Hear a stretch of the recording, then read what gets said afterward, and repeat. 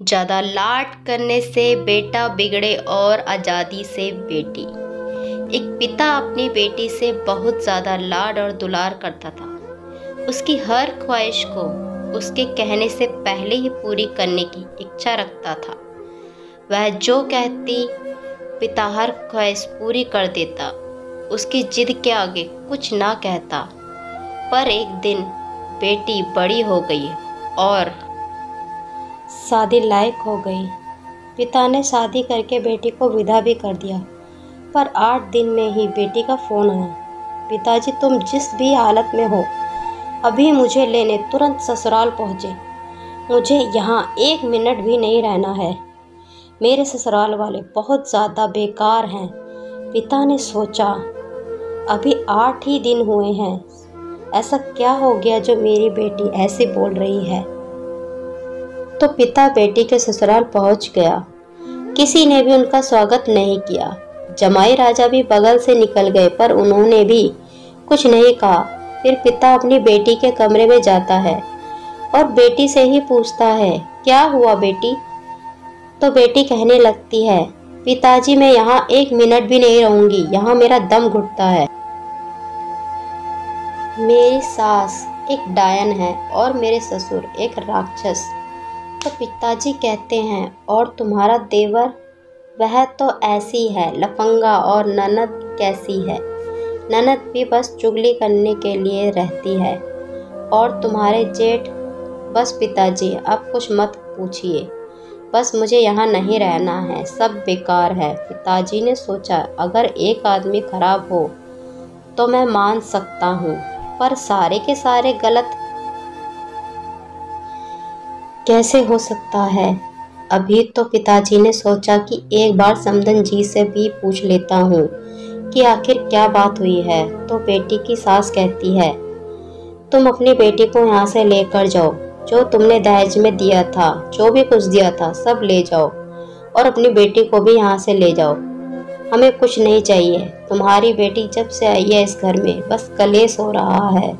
सुबह तो 8 बजे उठती है सो के, उसके बाद कुछ भी नहीं करती है। ऊपर से कुछ कह दो तो लड़ाई करने के लिए आ जाती है। इसलिए तुम अपनी बेटी को यहाँ से लेकर जाओ।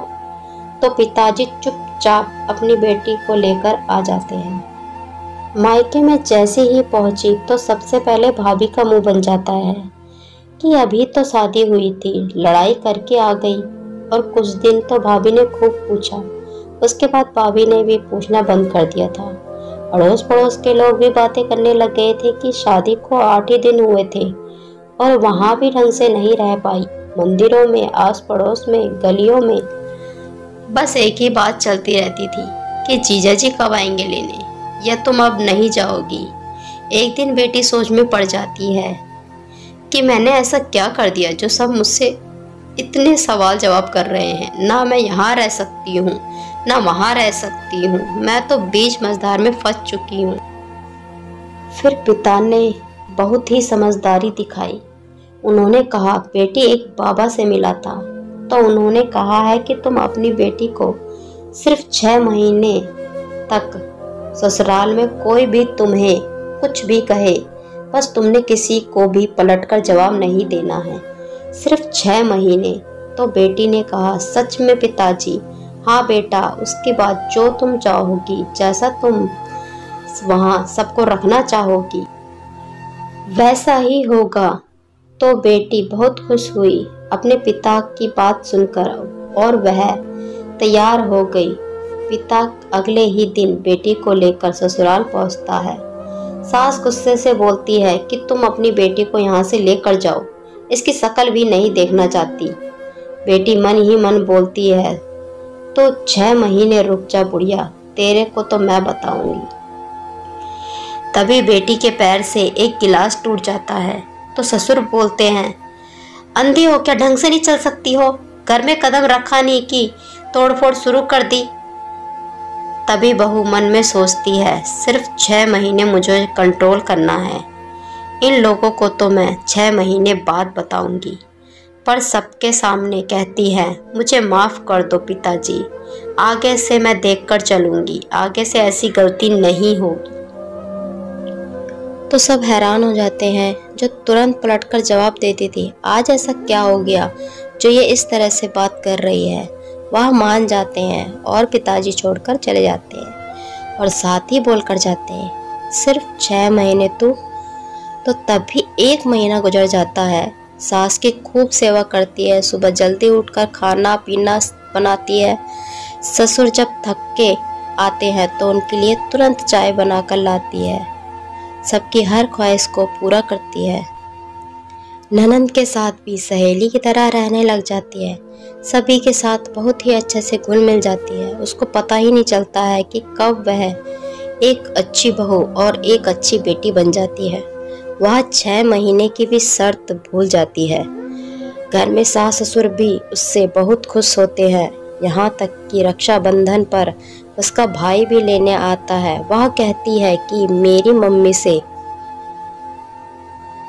पूछो कि जाना है कि नहीं, तो सास भी कहती है मेरी बेटी को ले जाओ, पर उसको जल्द ही छोड़कर चले जाना, क्योंकि उसके बिना हमारे को घर में अच्छा नहीं लगेगा। ननंद भी रोने लग पड़ती है और देवर भी बोलता है, भाभी जल्दी आना, हमें अच्छा नहीं लगेगा आपके बिना, यह घर सूना सूना लगता है। तब बेटी मायके जाकर अपने पिता को हर बात बताती है तो पिता की आंखों में आंसू आ जाते हैं कि मेरी बेटी आज सही मायने में एक अच्छी बेटी बन चुकी है। और ये सब देखकर उनको बहुत ही ज़्यादा मन ही मन खुशी होती है। तो दोस्तों, आपको ये कहानी कैसी लगी? तो दोस्तों, आपने देखा होगा कि किस तरह से पिता ने बहुत ही समझदारी से अपनी बेटी का घर स्वर्ग बना दिया। और आपकी क्या राय है मुझे कमेंट में बताएं, और चैनल पे नए आए हो तो प्लीज़ प्लीज़ प्लीज़ सब्सक्राइब करे बिना बिल्कुल ना जाएं।